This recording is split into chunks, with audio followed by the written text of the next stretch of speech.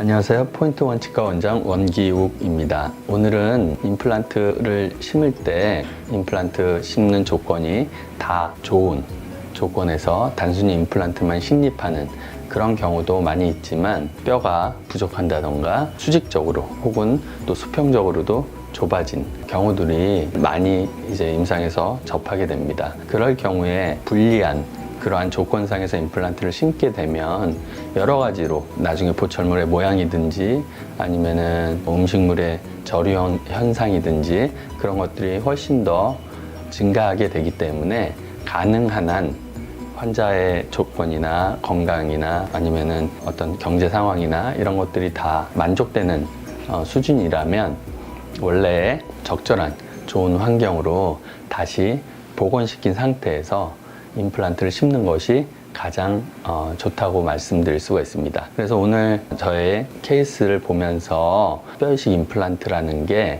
어떻게 시각적으로 보이는지 그런 것들을 엑스레이와 사진을 통해서 같이 설명드리도록 하겠습니다.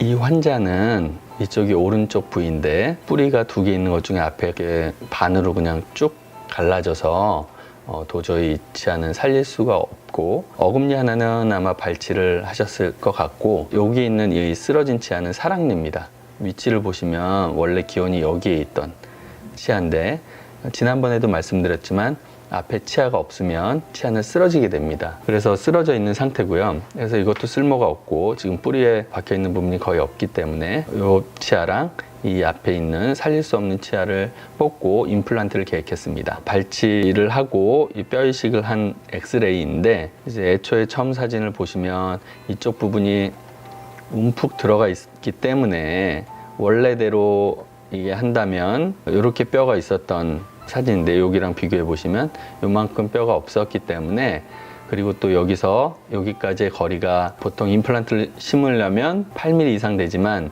8mm가 안 되기 때문에 조금 더 높이도 중대하고 그러한 뼈 이식을 계획을 했습니다. 뼈 이식을 했을 때의 사진인데 보면은 여기 위에 뭔가 하얀 게 보이는 게 타이타늄 소재의 막입니다. 여기에 보이는 하얀 것들은 뼈 이식제고요.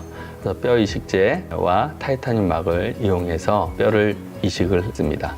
2달 후에 한번 확인을 해보고 4개월 후에 사진을 보게 되면 여기 이게 보이는 게 타이타늄 막인데 사실은 잇몸 아래에 덮여 있는 게 좋지만 타이타늄 막의 특성은 잇몸이 벌어지더라도 어느 정도 아래쪽에 뼈가 생성되는데 조금 더 유리한 환경을 갖게 됩니다. 보면은 잇몸 주변에 빨갛게 염증 소견이나 이런 게 없이 이 상태로 잘 치유돼 갔었고요. 열어보면 뼈가 이렇게 이제 된 거를 확인할 수가 있습니다. 그래서 이제 임플란트를 심게 되고요. 그래서 요거는 임플란트의 방향들을 맞춰보기 위해서 찍은 엑스레이입니다. 치열과 나란하게 심겨져 있고요. 요 위에 하얀 것들이 이식된 뼈입니다. 원래는 이렇게 내려와 있던 부분입니다. 임플란트 심은 지 2개월 후에 한번 체크업을 해드린 거고요. 작은 엑스레이를 한번 확인하고 한 4개월 됐을 때 보철을 완료하고 찍은 사진입니다. 이렇게 마무리가 됐고요. 씹는 왼쪽에서도 보면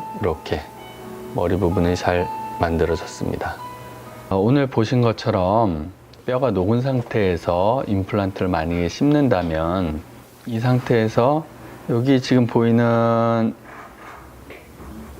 여기 두 선은 신경관입니다.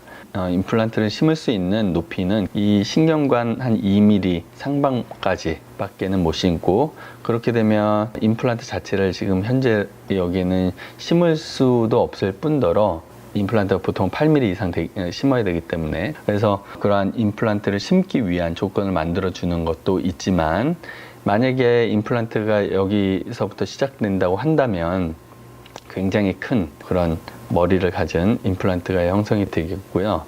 그러면 이 부분에 음식물도 더 많이 낄 수 있고 여러 가지 안 좋은 환경에서 만들어야 되기 때문에 뼈 이식을 하게 된다면 임플란트도 조금 더 길고 단단한 걸 심을 수가 있을 뿐더러 여기 있는 그 크라운 조건도 훨씬 더 좋게 만들 수가 있는 거죠. 그래서 최후 사진을 보게 되면 이렇게 임플란트 머리 부분을 만들지만 처음 상태에서 만약에 임플란트를 만든다고 했다면 여기에서부터 머리가 이렇게 올라오는 아주 큰 머리를 가진 임플란트가 되겠죠. 뼈가 부족하다던가 할 때는 임플란트 뼈 이식을 하시는 것이 좋고요. 그런 것들은 여러 가지 조건에 따라서 뭐 반드시 해야 되고 안 해야 되고 이런 것들을 그냥 전화상으로 상담을 드리기는 힘들고요. 이런 엑스레이 파노라마 사진을 찍고 실제 구강 내에서 검사를 하고 해야 정확한 진단을 하실 수가 있습니다. 네, 오늘 뼈 이식 임플란트에 대해서 한번 살펴봤고요. 네, 이상 포인트 원치과 원장 원기욱이었습니다. 감사합니다.